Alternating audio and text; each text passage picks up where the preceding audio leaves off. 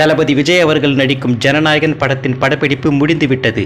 தற்போது பின்னணி இசை, படத்தொகுப்பு, தொழில்நுட்ப பணிகள் நடைபெற்று வருகின்றன.